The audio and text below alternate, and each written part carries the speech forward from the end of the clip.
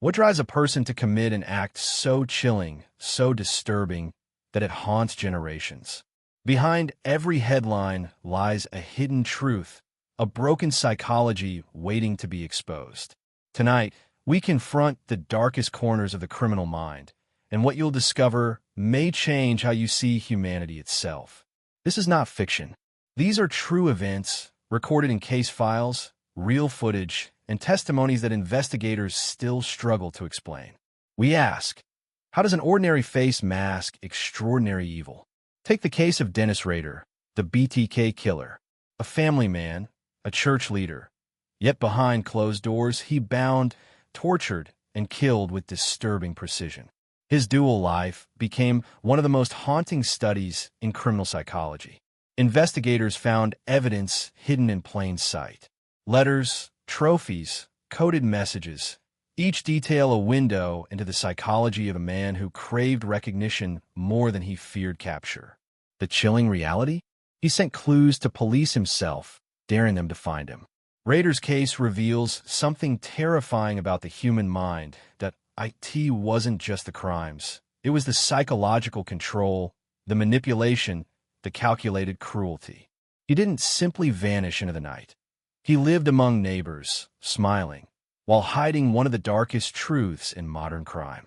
But Rader is just one name in a long line of criminal minds that blend into society. Ted Bundy, often described as charming and intelligent, exploited psychology to lure victims. His story still disturbs because it forces us to question, how many smiles hide predatory intent? Bundy's courtroom confidence shocked America. No remorse, no cracks in his facade. The disturbing psychology of narcissism and manipulation became his weapon, and it worked until it didn't. Psychologists studying Bundy's behavior note how he rehearsed emotions rather than felt them. Every gesture, every smirk, every glance was calculated to appear human. But in reality, what sat before the jury was, evil doesn't always wear a monster's face. Sometimes it wears a neighbor's smile, a pastor's handshake, a student's laugh, a psychological camouflage perfected over time. And just when investigators thought they understood these minds, a new wave of cases shattered their theories. Unsolved crimes, vanished victims, and disturbing psychological evidence began to surface. What they uncovered next would change criminal profiling forever. It began with cases where patterns seemed clear, yet the killers slipped through every net. The infamous Zodiac killer taunted police with ciphers and letters, a disturbing blend of arrogance and intellect. Despite real footage of evidence and years of investigation, his identity remains unsolved. What terrified investigators most wasn't only the violence. It was the psychology of control. He dictated the pace of the investigation, forcing law enforcement into his twisted game and winning. Profilers called it organized chaos. Every murder appeared random, yet the communication was methodical.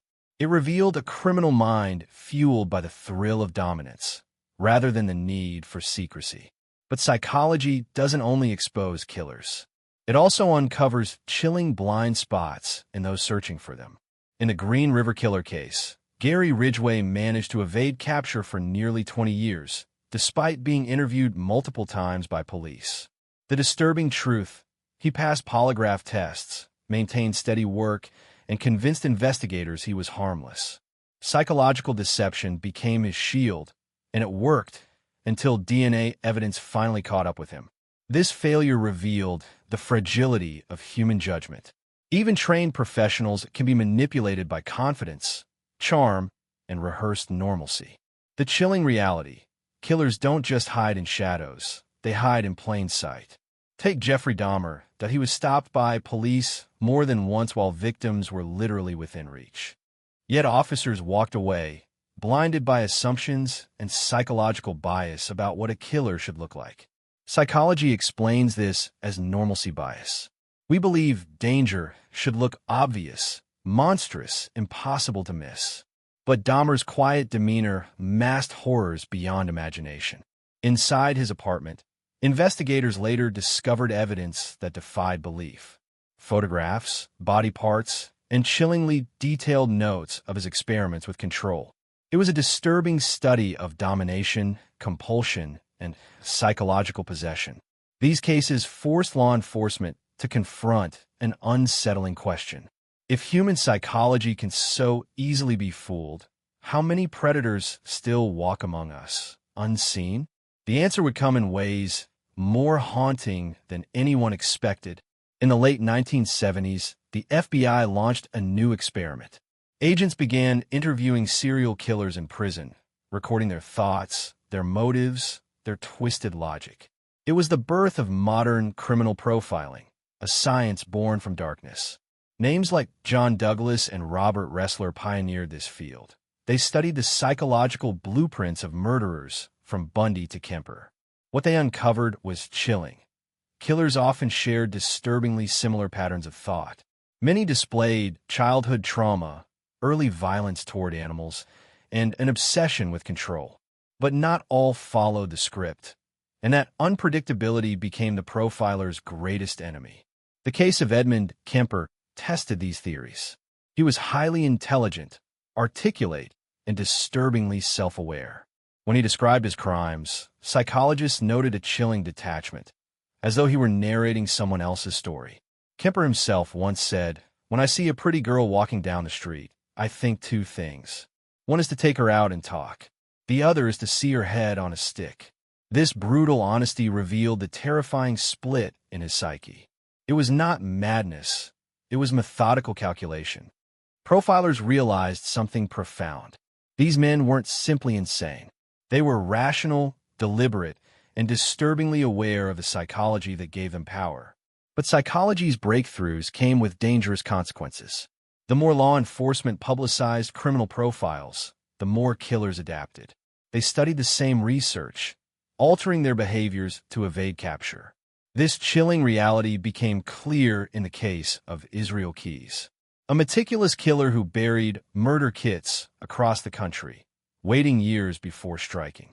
He deliberately avoided psychological patterns that would expose him. Keys showed no interest in recognition. He was a predator who thrived on control and anonymity.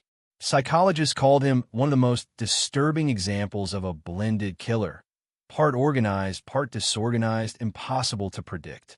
By the time authorities caught him, investigators were left with more questions than answers. How many victims? How many hidden truths buried across the nation? The psychology of Keys revealed a terrifying thought.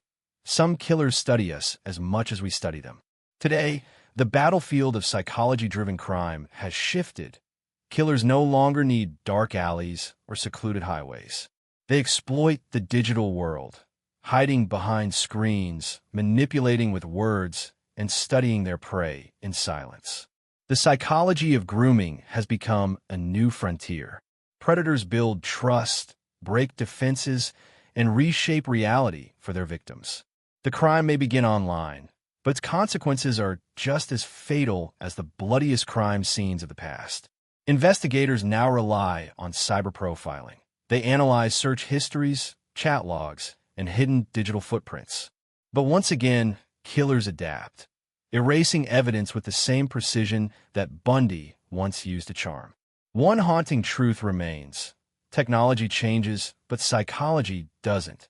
The hunger for power, domination, and recognition remains the same.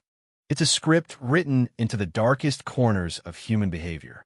Cases like the Cleveland Strangler, Anthony Sowell, remind us that even in modern times, predators thrive in silence. For years, neighbors ignored the disturbing odors, the strange disappearances, the chilling signs. The psychology of denial blinded a community until it was too late. This is what terrifies experts most. Not just the killers themselves, but the way